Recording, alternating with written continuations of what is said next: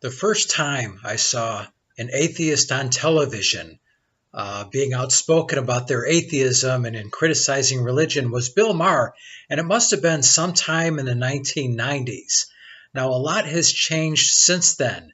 Atheists are no longer just represented by a handful of people. The atheist community is very diverse, thousands of people expressing themselves. It's also something that's much more mainstream and far less controversial than it once was. But some people have a very antiquated perception of what it is to be an atheist. You can look up the dictionary definition of atheist, and it kind of applies to me. But what is the definition of atheist in practice? It is what leading atheists do, and it's their conduct, and it's their behavior, and it's what they say, and it's their attitude. Mm-hmm. That is what an atheist is today, because they're the most visible exemplars of that word. And most of their conduct, I either don't agree with or simply don't engage in. What don't you agree with? I don't debate religious people and tell them they're idiots. When Bill Nye debated Ken Ham, he didn't call him an idiot. Matt Dillahunty debated a young earth creationist, a presumptionalist, didn't call him an idiot. Sam Harris debated Ben Shapiro, debated Jordan Peterson. Not once did he call them an idiot. So I'm not sure what Neil's talking about. Now, Neil said he doesn't debate religious people, but he certainly has debunked myths. And a lot of religious people, the ones that say they believe in the Bible literally, he certainly insulted them when he debunks myths, which he certainly did in his Cosmos series. He tackles the flood myth head on. He tackles the ridiculous notion that the earth is 6,000 years old.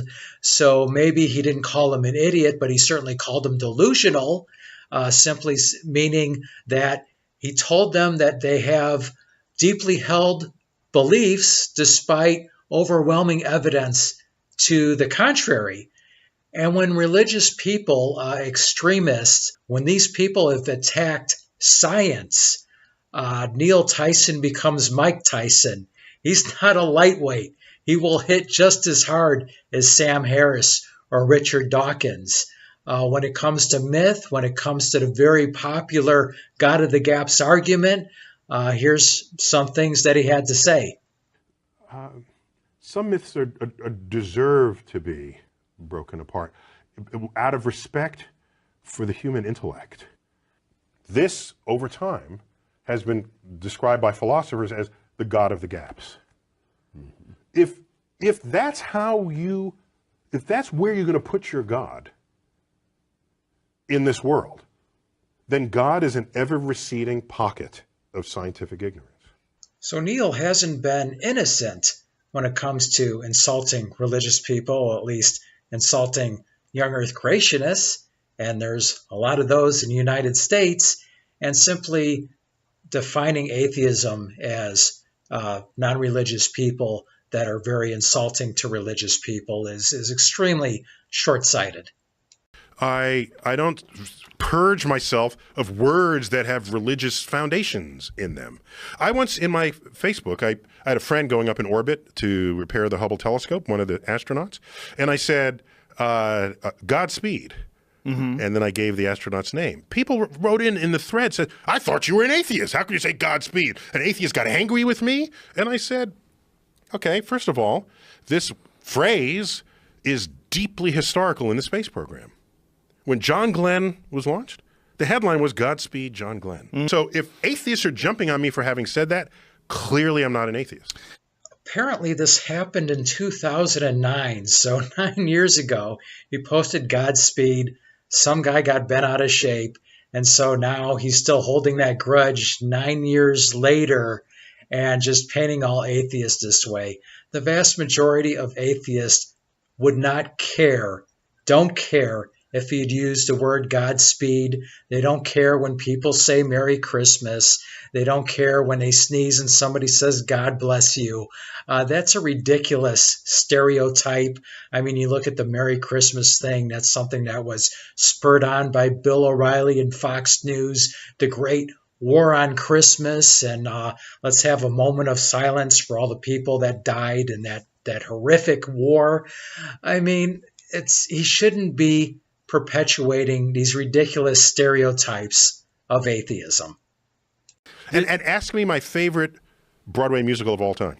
What's your favorite Jesus Broadway? Christ Superstar.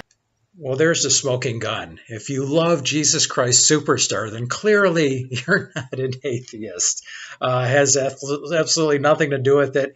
He's probably just joking around at this point, so I'm not going to get too serious about this response. I think there's a little tongue-in-cheek going on here. Obviously, this rock opera, and it is, I think, the best musical. This is not a Christian recruiting tool. There's things that are very controversial. Many Christians consider Jesus Christ Superstar to be blasphemy. And when you think of one of these controversial things that are in the movie, it portrays Judas as basically being this victim. Judas is just playing the part. He's just running his script. And before he dies, he turns to God and says, "Why did you pick me to commit your crime, your bloody crime?" And that kind of orchestrated event is repeated when Pontius Pilate refers to Jesus as "you innocent puppet." So these people have no free will. God is orchestrating everything. They all have their script to play, and they can't do anything different.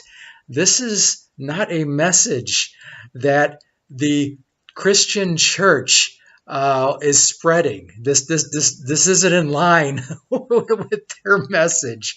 So you're not going to go into a church where they're going to say, "Okay, open up the book of Jesus Christ Superstar, turn to Act 3, start reading we're going to start singing, 'What's the buzz? Tell me what's happening.'" So once again, I just kind of have, I guess, a goofy response to this goofy comment. I can't believe that this was made seriously. So, and I still use BC and AD in my writings. Okay, do you use Thursday in your writings? Do you use Saturday? Days of the week named after gods. Months named after gods. This doesn't mean anything. Well, who invented the calendar we all currently use in modern society? It's called the Gregorian calendar. It was invented by the Catholic Church, by Jesuit priests in the 1580s, assigned by Pope Gregory. I got to give props to the Jesuit priests.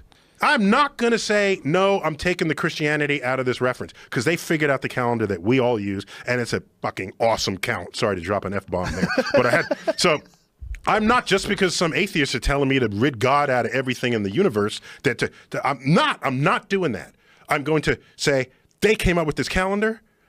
The reasons were because they didn't want to confuse it with Passover. The motivation is whatever it is, but the science is good. And so there it is.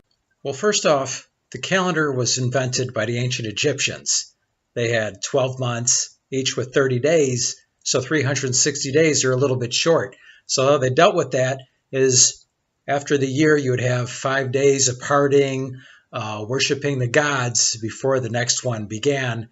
And so every 4 years, if you just add a day of celebration, you kind of have that same thing. But yeah, the modern calendar with the leap year, okay, modern calendar we use was created by priests. So what? Name one atheist that has a problem saying that our modern calendar was invented by the ancient Egyptians and then modified, you can say, nearly perfected by these priests. Not one atheist is going to have a problem with that.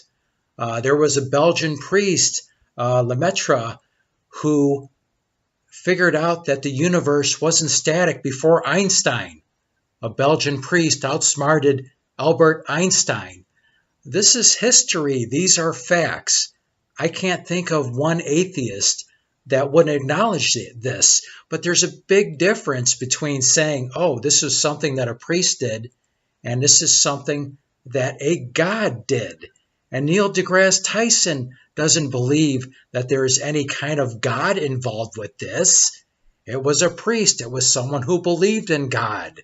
The distinction is very important. And this is basically all he had to offer. And for Neil deGrasse Tyson, for somebody this smart, to have such a ridiculous stereotype of atheists, this is not coming from reason. This is an emotional response. I'm guessing 10 to 15 years ago, there was an atheist that just rubbed Neil the wrong way, pissed him off, and ever since then, when he thinks of atheism, he thinks of this guy. Look around. Look around what's happening now. Once again, very diverse community, very popular YouTube atheists now that only began to be popular for a few years, that only really started their channels a few years ago. And a lot of them rarely even talk about atheism, really talk about the argument, is there a God? They're talking about politics. They're talking about freedom of speech. They're talking about the whole SJW thing. So take off these tiny blinders, look around, and get a better perception, get a more realistic perception of the atheist community today. Take off these tiny blinders and stop with these ridiculous stereotypes. I hope he does that, because once again, a guy that pissed you off like 15 years ago, get over it now. Time to move on. This is Jim Wall. Thanks for watching. Until next time. Cisco, do we have to leave all our good friends now? Only until next time, Pancho. Adios, amigos.